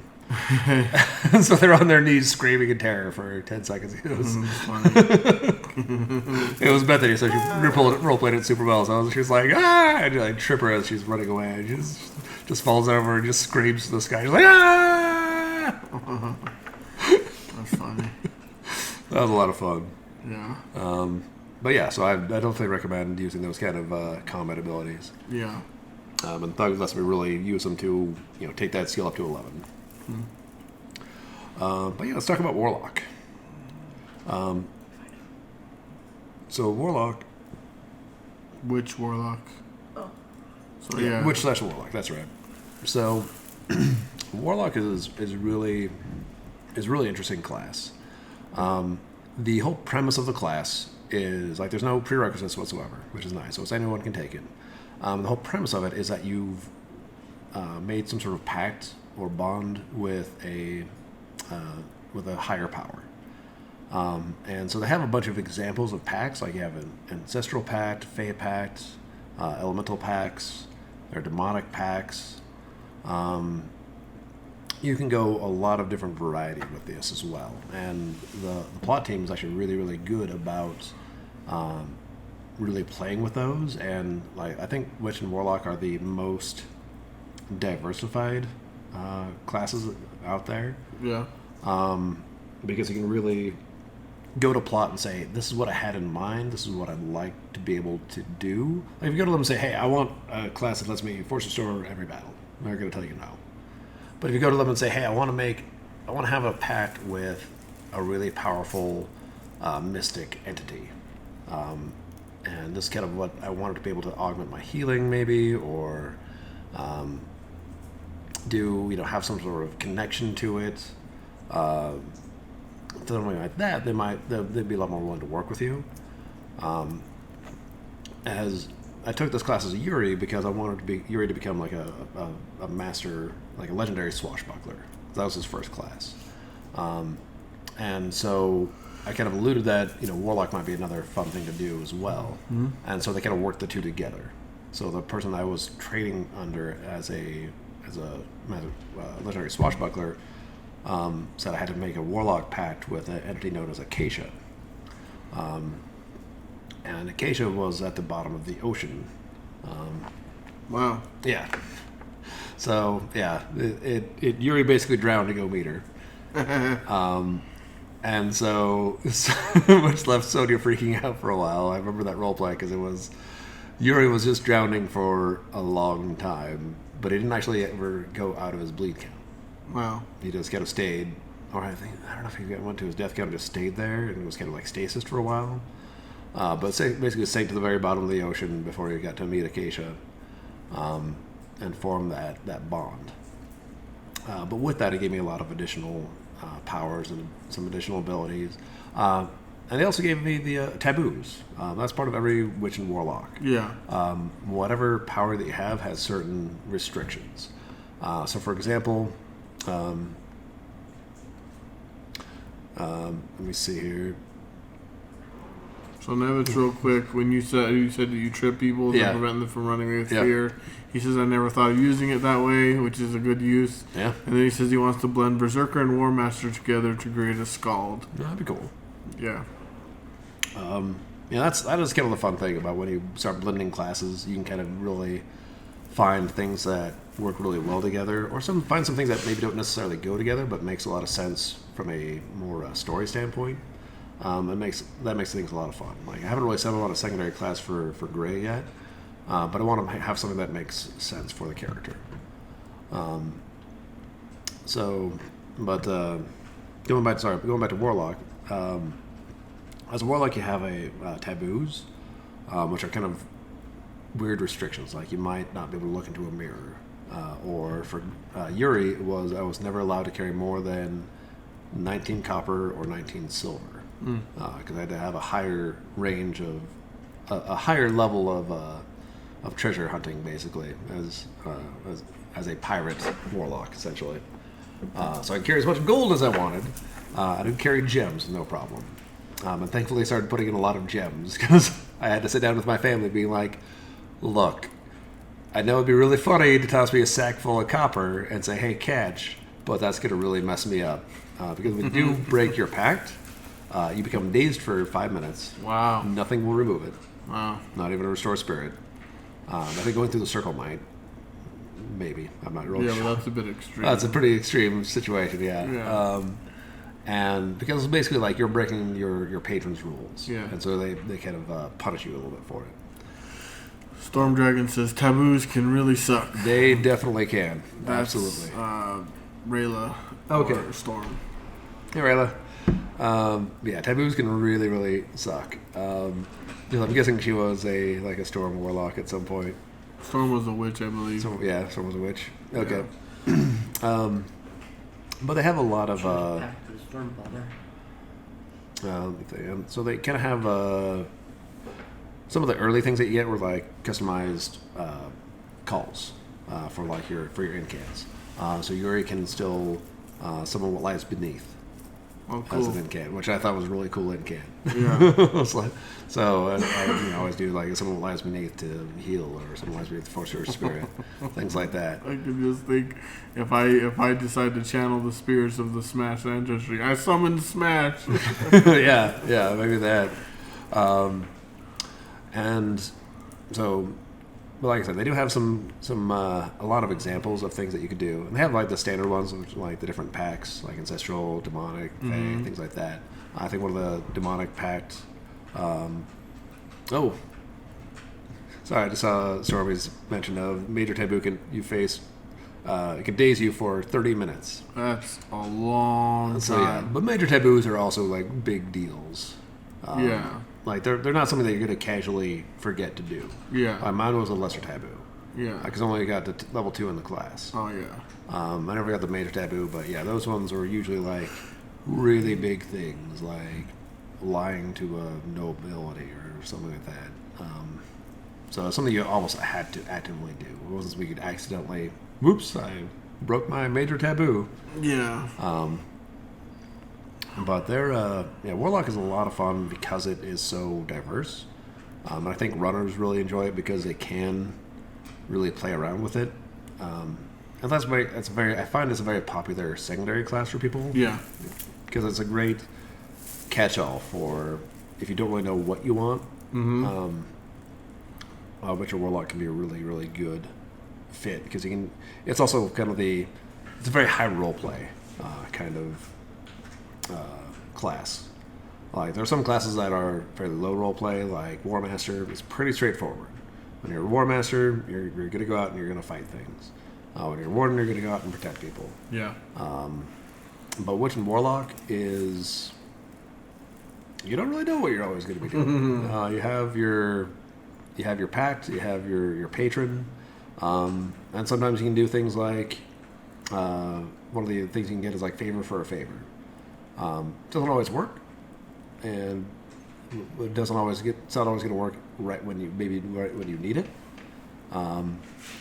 Because you're calling upon your patron to be like, hey, help me out, and I'll do something for you later, or I'll do this for you now if you help me out later.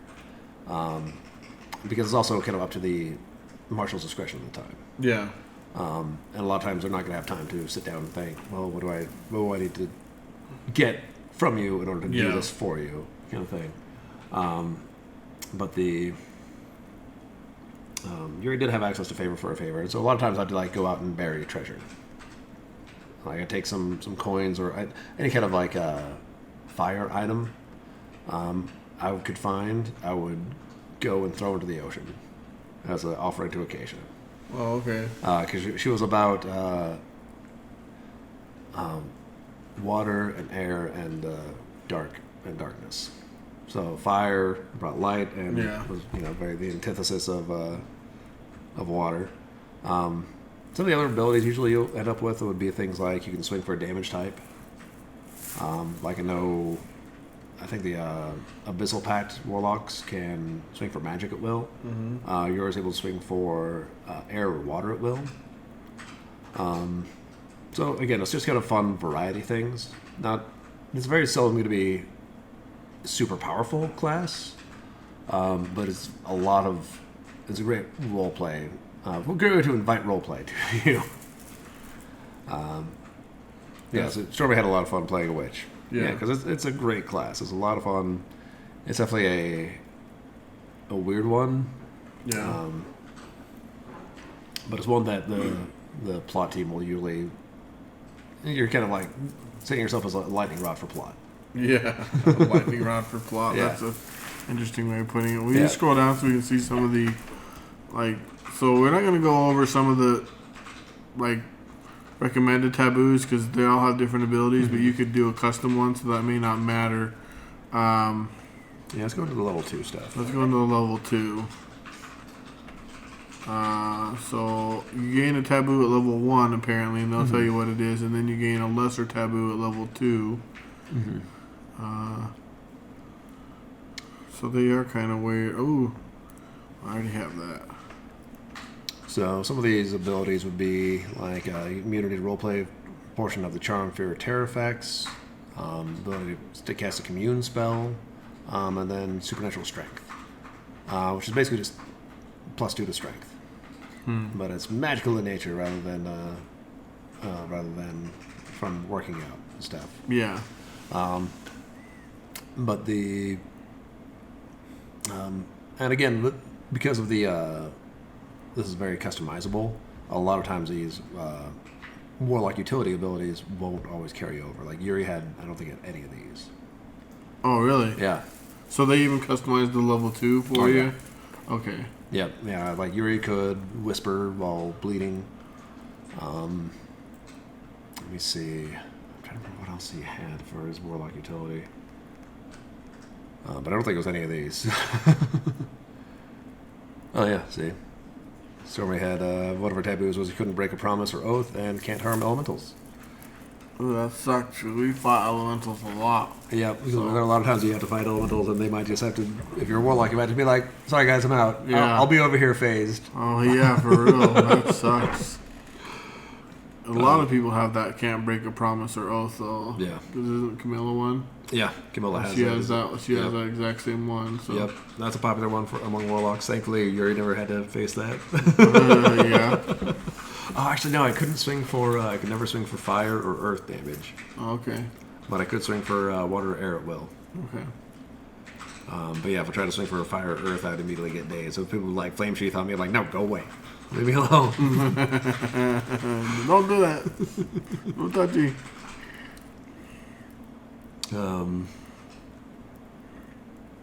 But yeah, I had some ideas for taking warlock as a primary class for a new character, but that might be something further down the road. Yeah. Might be something entertaining to do down the road, though. What do we got on level 3? Yeah. Oh yeah, so the Eldritch Offering. This was kind of the favor for a favor. Oh, okay. So you basically offer up some sort of something in exchange for power. So whether that, and it's usually pretty, should be fairly comparable. Like you can give money, you can give skill points, you give magical items, things like that. Like right now, Yuri, anytime he finds any kind of fire-related item, he just chucks it into the ocean and offers it up to Acacia. Let me see here. And then the other level 3 ability would be more specific to your pact. So for things like Ancestral, you get immunity to Killing Blow and Death Blow for normal damage between hours of 6 a.m. and 6 p.m. You need to call it no effect. That's actually super handy. Yeah. Because I only have it like deal. once per logistics right now because of my armor. So to have it at all times would be super handy, man. Yeah. Like Fey Pact, you can get to grow claws. Let me see. The Fire Pact looks like immunity to Killing Blow and Death Blow of normal. Again, between 6 a.m. and 6 p.m. Warlock is also like, because of all the different packs that they have. Yeah, there's a lot of. These are a lot of the pre-generated packs. Like the Abyssal Pact is one of the more powerful ones. Like all times immunity to Death Blow from all damage types. Called no effect. No immunity to Killing Blow at all, though. But Death Blows are just like, meh, whatever. Yeah. Let's see here. Immediately after performing a successful Killing Blow or Death Blow on a cyclic creature, you gain 1 use of the Vigor skill. After use it within 10 seconds after completing the Killing Blow. That's another from the Abyssal Pact, so you're kind of stealing their essence. It's kind of scary, though, because if you're in the middle of combat and you can't get that Vigor off, man. Well, Vigor's only 5-second count. It's pretty easy to get off. If you can do a Death Blow or a Killing Blow, you can probably get off of Vigor. That's true. You're probably clear enough that you... Yeah. So... And Vigor is just a 5 count to full heal. Yeah. Which is really great skill. I love it. Well, I thought the changes... What did they do with the changes? I thought they made... It basically used to be, it would full heal and remove any negative status effects. Yeah. Now it is just a full heal. Full heal. Yeah, just I remember they did some changes to it, so... Yeah. Okay. Sweet. So yeah, the Witch and the Warlock is kind of a hard one to go over because it's so customizable to your individual character. So the abilities we read to you now might be completely different from the abilities that you would gain by becoming that class. Right. So, but you might get... I mean, you could very well just go and take, like, hey, I want to have a Darkness Pact. Yeah. Take it straight out of the book. Great. Yeah. No problem. But I find it's a lot more... I think it's a lot more rewarding, a lot more exciting to have the plot team come up with something for you. And because I really enjoyed it as Yuri. And again, it was a lot of it was... to get there, I had to, like, chase out a lot of stories and learn a lot about Dread Pirate... Jean Varlos, the Dread Pilot. Oh, okay. He was Yuri's predecessor. Okay. And so when Yuri took over, Yuri's now the Dread Pilot Yuri Garadetsky. And so he also, but it was a lot of fun to learn a lot of stories, learn a lot of world lore, and kind of follow in his footsteps and seek out Acacia, make that warlock bond. Yeah. Yeah, I would like to have like some kind of custom bond, like a little bit on the ancestry, but I wouldn't want just the standard one. Something customized with the Smash family or something like that for sure. So, because that's what I would be invoking would be them. which is weird because I already invoke them when I do my Warden Bond. So I actually have like a ritual that few people have seen that I do. Oh, cool. When I invoke people and I call on the ancestors of the Smash family to bond their life force to mine and stuff like that. I have like a little incant I do. Oh, great. So it's like, and that was actually the thing is like I already do that. Yeah. And I never even looked at Warlock when I started doing that. and then someone told me, they're like, well, based on your backstory and stuff, someone plotted like maybe you should go Warlock. And they're like, because there's a lot that you could do with that. And I'm like, and I looked at it, I'm like, that's actually. Yeah. So I'm really leaning towards Warlock. I have been leaning toward Aegis just because I am supposed to be a tank. Mm-hmm. But I'm still on the fence whether I want to be a tank or if I want to get off frontline fighting and be more support warden. I don't know yet. So we already have a support warden, so I feel like, but I don't know. I mean, when we get into hallway fights, having support there to back you up is really nice. But also when we're out in the open, having a couple extra tanks is also real good.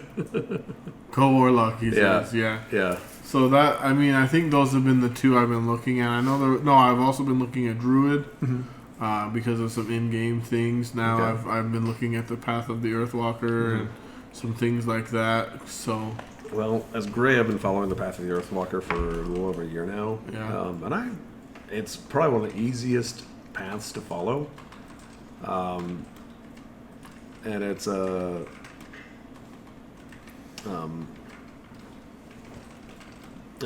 I mean, if it makes sense for the character, that's awesome.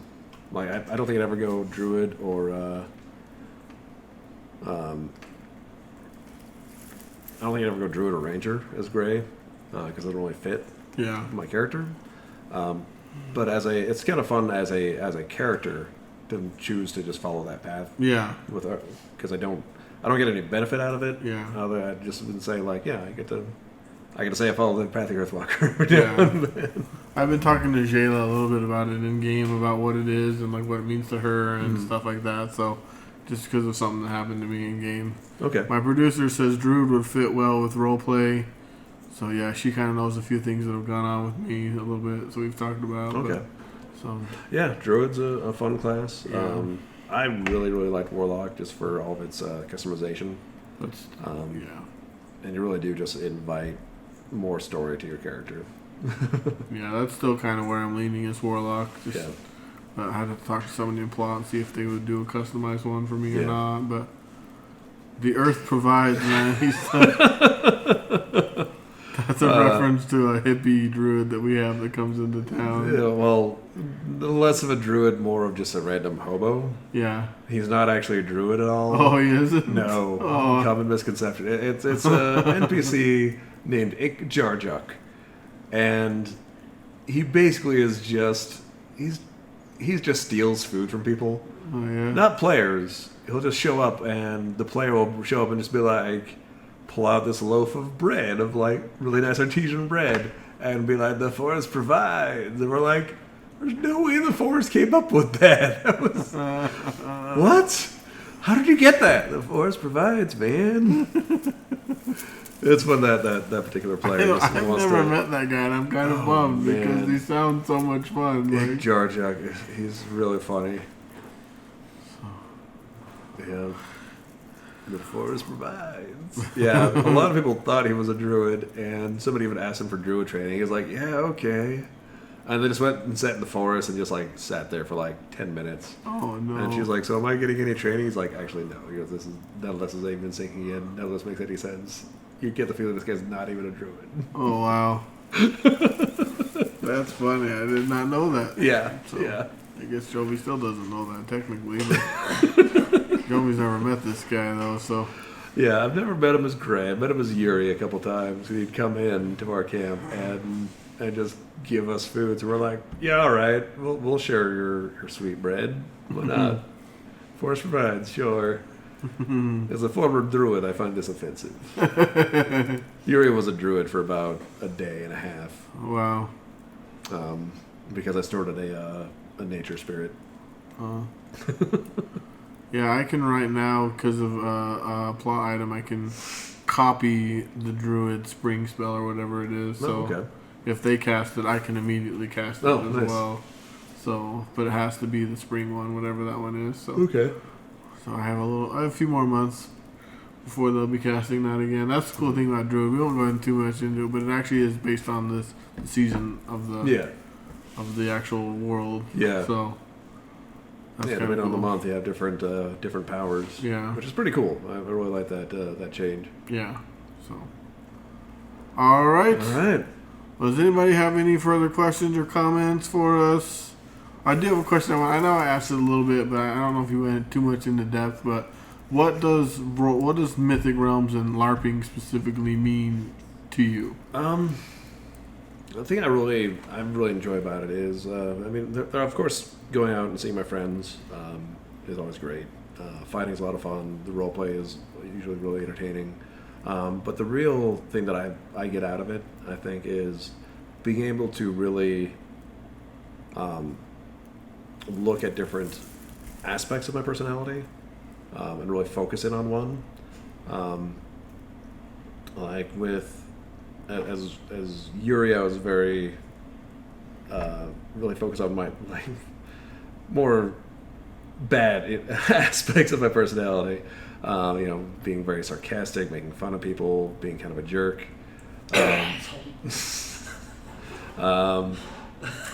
LARP is eating your friends. Not exactly, Moji. Well, that's a quote from me from season 1, episode 1. Oh, eating your friends? When we were talking about Lita when she ate. Oh, gotcha. Troy's character. Zisto. Zisto, yeah. So Zisto. that's a quote from that. That's literally what I said. I said, "They're LARPing in a nutshell, eating your friends while they scream in silence." Yep. We need to make that a quote thing that they can just type in. I know. I really enjoy it for exploring other aspects. Like, so Yuri, I was a real jerk. As Gray, I really wanted to make sure I was putting myself forward and to being more of a working on trying to be more of a leader and more of something people could depend on. Because being a jerk was a lot of fun in its own way, but it was also very isolating. Yeah. Like, who really wants to hang out with a guy that constantly makes fun of you? Yep. That was a bully. Whereas Gray, I've also, thank you. Bodhi likes Gray. I like Gray. And so as Gray, I try to be a lot more friendly, and a lot more, try to be more of a leader. And I've really been able to explore that with being part of the Mercenary Guild and potentially maybe even stepping into the role of sheriff sometime, potentially. So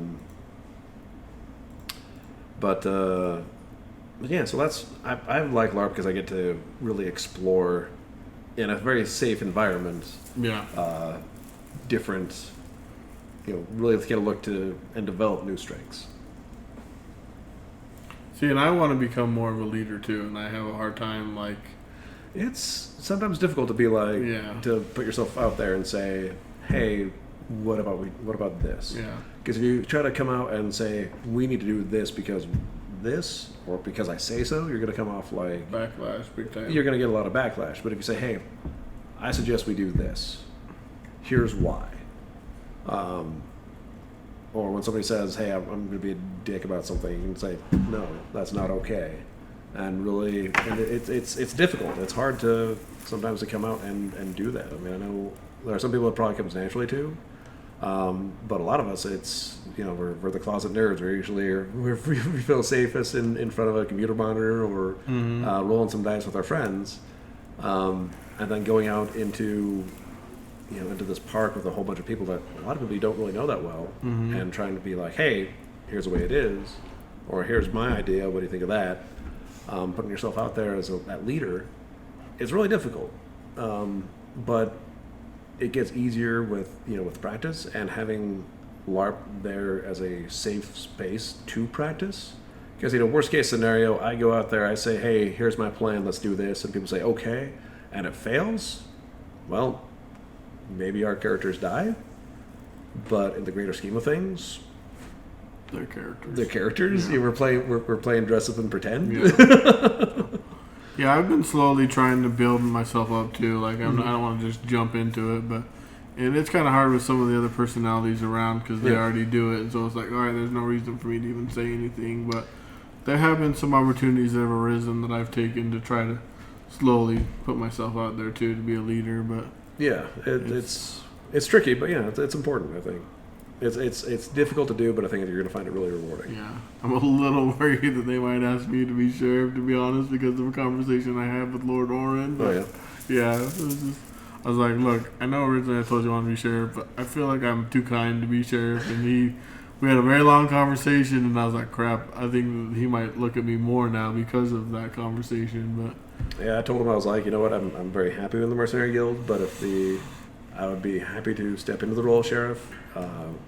You know, if you feel like that's something that would be benefit to the town. Yeah.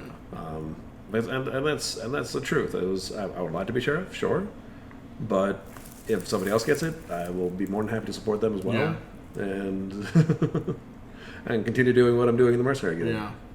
So I've really enjoyed being in the Mercenary Guild and be able to say, all right, here's here's the plan, here's what we're going to do, here are these jobs that we need done. So I didn't think about this until just now. There are some other, like, actual in-game benefits of joining the guild, like the attunement. Oh yeah, man, we completely forgot about that. Yeah, we didn't even think about that. Yeah, so the guild leaders all have magical armbands. Are armbands that signify not only we're part of the Kingdom of Falconcrest, or citizens of Falconcrest, but also the guild heads' armbands are imbued so that any member of the guild can come and attune themselves to it and gain benefits based on which chapter of the guild they're in. Yeah. So as somebody in the Mercenary Guild, they can attune to it and gain a bonus use of the Vigor skill. I think the Mages Guild lets you get a bonus use of like a Root of Power, which gives you a double packet on your at-will spellcasting for 5 minutes. And then the Merchants Guild lets you do A consumable twice. you isn't get a it? consumable a second time, so most people use that to do restore spirit selves Yeah. or raise dead selves, Yeah, that one's huge. which is huge. Yeah, that one's a really big deal. Yeah. And then the Healers Guild, I think, is you can do a heal 10 after bringing somebody else from First Guild or First Aid. Sorry, the Mercy Guild wants you. And he points at Toby Smash. That's what Boji says. But Yep, it's 'cause true. I have refused to join any guilds for various reasons. Oh, really? But yeah. Really? Why is that? Just I don't see the need. I mean, that attunement's kind of nice. The attunement's nice, but like, I still go on Mercenary Guild quests without being in the Mercenary Guild. I still get stuff handed to me from the Merchants Guild, even though I'm not in the Merchants Guild. Like, to me, it's like all I see is that I have to pay dues with no So you got additional so you're benefit. getting all the benefits and none of the other responsibility. and I don't have to pay for it. Okay, I see how it is. Yeah. So I mean, I don't. So you're I've told that to Valorant to his You're face. just sipping it up, huh? I guess so. I mean, Okay. there have been a few like exclusive ones where you're like, if you're not Mercenary Guild, you can't go on. I haven't gone on those. Yep. But Yep. for the most part, when the Mercenary Guild gets a job, you just open it to the town, and I go. Yeah, because I don't want to ever be exclusive. I love being able to get jobs for the Mercenary Guild, but like if it's a weekender, I feel a little bit better about being more exclusive and say like, all right, I got a job for guild members. And that's what it's been. It's Yeah. been on weekenders. But yeah, if it's like a Wednesday event, I'm never gonna say nobody but the guild can come on this one. Yeah. Because I don't want anyone to ever feel like they can't go to a Wednesday event. So I mean, I'm pretty sure that's what Plot also has in mind, and we've just kind of. It never was explicitly said, but I don't think it needs to be. yeah. So, but yeah, I encourage everyone to join the guild I know. as a I was a member of the Healers Okay. Guild for about a year. Okay. And then I lost my healing ability, so I was like, they're like, you're gone. So Well, I mean, you can still fight pretty good. yes, I can. I So. bet you'd be a good bodyguard. I know. I mean, if you want to join the Mercenary Guild, we can. If you're willing to contract out your some of your warden bonds, I have like 2 or 3 extra. well, there you go. Yeah. I can Because I can have- arrange for something like that. Yeah. Be like, hey, yeah, anytime you visit Northwatch, you'll have a dedicated warden. Yeah. That'd be some good money.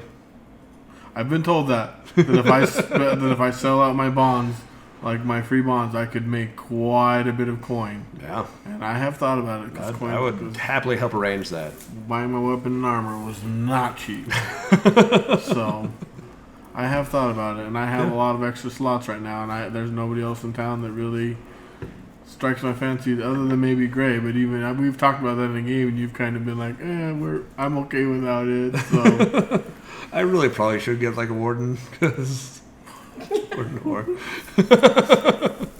So, but I'm trying to build up as many levels as I can because I love that the resistance to mind control. Oh yeah. So like I only want to have like 8 bonds at max, and then Sonya had like a ridiculous number. she said like 15 or 20, and that's where I want to get to. I will only have like 8 actual bonds, but I want to have double that. Yeah. So on the event that the Gyarados retired, something effect went out and severed all of our bonds. Yep. And Suzanne was able to be like, if I have available slots, going to rebond them. And Mike was kind of like, yeah, okay.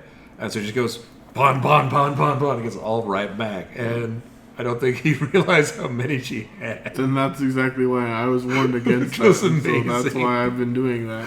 Yeah. They're like, they'd like to sever bonds, so it's good to have free it's slots. only happened once that I've ever seen. But because it was kind of a big deal. But it was the fact that she was just like, I have spares. Yeah. Bring it. Yep. And that's why I want to do it too. I want to have great. spares just in case. But Yeah. Yeah. Warden's one of those weird classes where you spend all your points on other people. yeah. And they have to spend some too, but Yeah. And Not that's nearly what as makes much as a warden. no, though. I have to spend a lot for sure. So All right. perfect. Well, that's everything. We talked about that last thing with the guild, which I totally forgot about. So Yeah. was a good thing to talk about. Good benefit there. So yeah, that's another thing that we mentioned is that there's that fee for being in That's the true. guilds, but there's benefits. Yeah, there are a lot of benefits to joining the guild. The money, any fees that you get go directly back into the guild, so we can afford to buy cool stuff for people. Yeah. And, Bodhi says, I love my bond Yeah, stuff. yeah, warden bond stuff is great. Yeah, I am level 3, so you get that assassinate to bleed ability, which That's is huge for fantastic. most people, actually. Yeah, that's pretty phenomenal. So- Not a lot of stuff reduces assassinate, Yep. so that's pretty great. Yeah. So. And I think I'm not doing level 3 anymore because I had to train. I trained the one with the butterfly staff. Wakeful. Wakeful, yeah, I trained her yeah, at one of the weekenders. We talked about that on stream though, so cool. it was fun though. It was a lot of fun, but not planned. So, all right. Well, thanks everyone for being here. Thanks for all the questions. We got to talk about a few things here real quick. So again, Winterfest coming up 28th and 29th.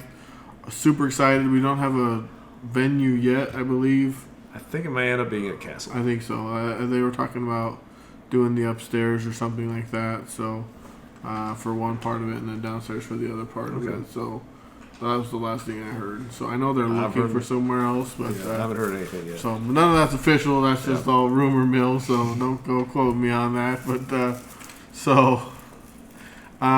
next thing is we stream here at the Ascendance Gaming Center. With this LARP Lounge, this talk show would not be possible if it wasn't for them. And this is the website where you can find out the address and everything. They're a LAN center. They host Smash tournaments.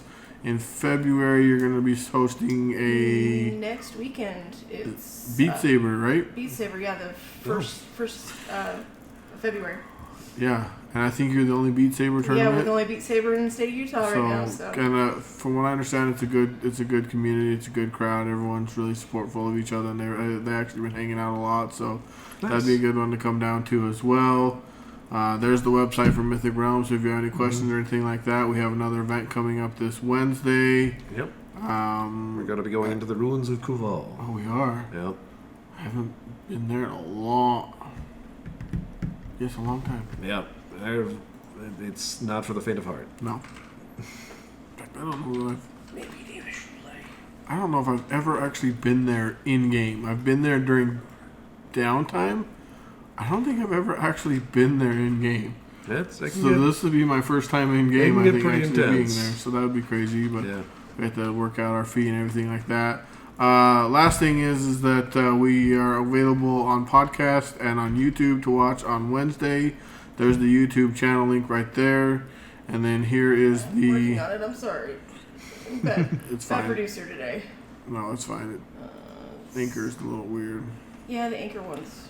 But if you search for the LARP Lounge on like the Google Store, the Google Play, or in the iTunes Store, we actually do pull up now. So you can look us up there. You can also just go to Anchor here, and it has all of the different options that you can listen us to on. So what do we got? We got Apple, Breaker, Google Podcast, Overcast, Radio Public, Spotify, and then you can just so we're on a lot of different platforms for listening to on podcasts. So if you're ever just in the car and want to listen, that's great as well. Final thing is, I already said that, but this is the real final thing. I'll be streaming again Thursday, RimWorld again with that Twitch mod that lets the audience interact with that. Such a fun mod. We had so much fun. Yeah, you guys can buy people, you can buy food, you can buy animals. You can revive people. Do bad things to your stream. Yeah, you can raid me. You can summon a raid to come try to kill my fortress that I've built up. So there's a lot of fun things that you can do with it. And we had a lot of fun streaming it this last week. So and then keep an eye on my Twitter and everything, because if I have other days where I'm off work or whatever, I might stream it as well too, because I had fun. And the viewers get to... And then you get a name...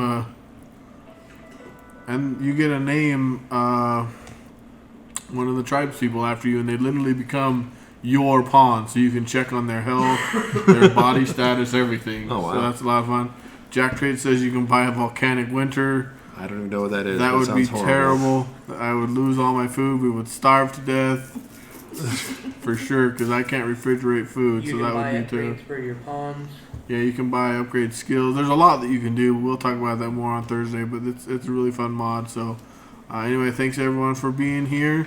Thanks Gray for being here. Appreciate it. Talking about all that, getting some good information on the guilds and the different factions.